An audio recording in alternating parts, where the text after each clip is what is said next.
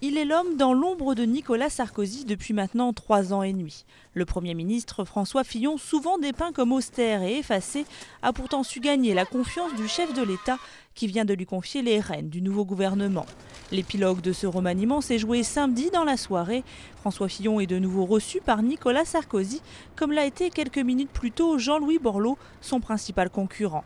Mais seul le Premier ministre sortant aura droit à une poignée de main publique, un choix de raison pour les analystes. Il y a deux choses très fortes lorsque l'on travaille sur le cœur de cible auprès des sympathisants UMP, où François Fillon surclasse nettement Jean-Louis Borloo sur la stature d'homme d'État et sur la capacité à aider Nicolas Sarkozy à gagner la prochaine élection présidentielle.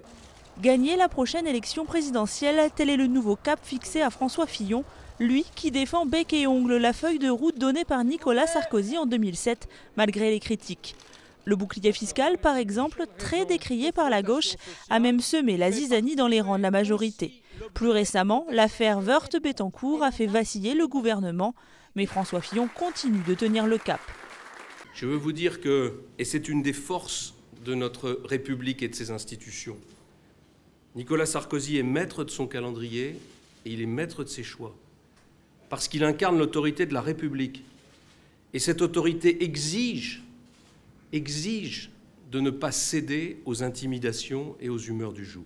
Mais alors que le président Sarkozy voit sa cote de popularité chuter à la faveur des mesures d'austérité, François Fillon surfe dans les sondages portés par son image d'homme sérieux et prudent.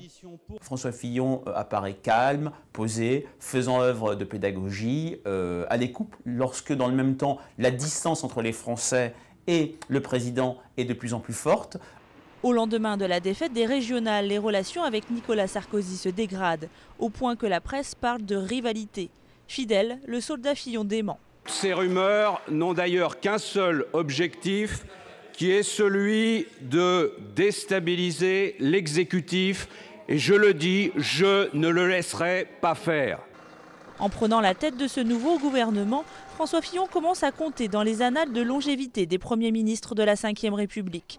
S'il reste à Matignon jusqu'en 2012, il rejoindra les records de Lionel Jospin et Georges Pompidou, une endurance qui pourrait lui donner du crédit pour briguer d'autres mandats très convoités.